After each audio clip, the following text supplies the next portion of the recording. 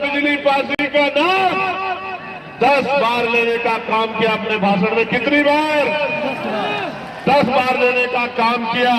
लेकिन आपको शायद ये नहीं पता है कि जो प्रेरणा स्थल बनाया उसमें महाराजा बिजली पासी की जगह एक शानदार मूर्ति भी लगा देते तो हमारे दिल में भी ठंडक पड़ जाती। अगर लखनऊ के बसाने वाले महाराजा लाखन पासी की मूर्ति लगा देते तो हमारे कलेजे में भी ठंडक पड़ जाती। अगर मां उदा देव पासी की मूर्ति लगा देते तो शायद हमें ठंडक पड़ जाती।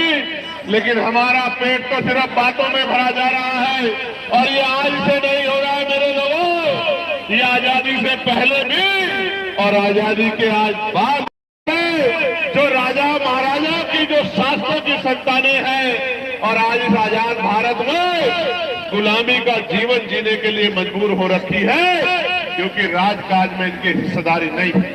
प्यारे साथियों, जब 12वीं शताब्दी में आपका झंडा डंडा इतना बुलंद था तो आज आपके देश में राजकाज जाने के बाद जुल्म जाति के शिकार इस देश में हो रहे हो। हम लोग उत्तर प्रदेश में हैं और उत्तर प्रदेश में किस तरह का अन्याय कमजोर वर्गों के लोगों को सहना पड़ रहा है आपसे छिपा हुआ नहीं। आज यहाँ बहुजन समाज का ये जो बड़ा सा जनसमूह इकट्ठा हुआ है, ये दलित, पिछड़े, मुसलमान, आदिवासी, जैन, बौद्ध, ईसाई, अल्पसंख्यक समाज के लोग, ईसाई समाज के लोग बड़े पैमाने पे इकट्ठा हुए। सबके मन में चाहत है कि गुलामी के दिन खत्म होने चाहिए। मैं एक बात आपको बताना चाहता हूं, इस देश में कौन हमारा अपना है, कौन पराया है, किसने हमें क्या दिया है और किसने किसकी वजह से हमें गुलामियों की बेड़ियां सहनी पड़ी है, जब तक मेरा नौजवान नहीं जानेगा तब तक बात आगे नहीं बढ़ेगी। आप याद करो और मैं जो बात कह रहा हूं आप इसको चेक कर लेना। मैंने पार्लियामेंट में बात कही थी कि हमें जो भी अधिकार मिले हैं वो मांगने से नहीं मिले मेरे लोगों, उन अधिकारों को हमारे महापुरुषों ने अपने 4-4 बच्चों का बलिदान देकर छीनने का काम किया है, लड़ लड़ के।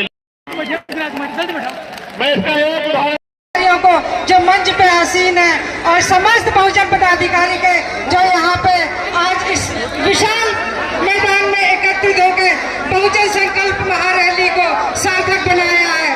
कहने का तात्पर्य मुझे ऐसा लग रहा है कि दिसंबर के महीने में आप लोगों ने जून का एहसास करा दिया है। दिसंबर के महीने में आप लोगों ने जून का एहसास करा दिया है। हरदोई की राजनीतिक गलियारों में हलचल कर दी है, कंपन कर दी है।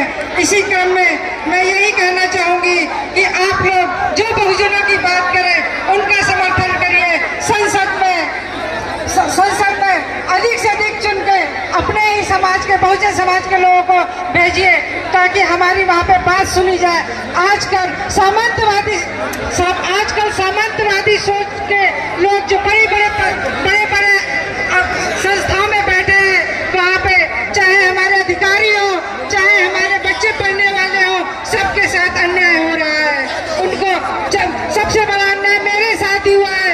मेरा हस्बैंड यूपीएससी क्रैक है, मेरा हस्बैंड हरदोई जिला से 2 नंबर से डिस्ट्रिक्ट टॉपर है और वो अपने एकेडमिक में गोल्ड मेडलिस्ट है।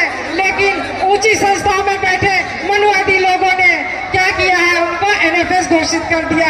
अरे तुमको और क्या क्राइटेरिया चाहिए था? 10 साल जूनियर तुमने 10 साल जूनियर उसको, क्योंकि वो मनुवादी सोच के लोग थे, उनको तुमने पोस्ट दे दी।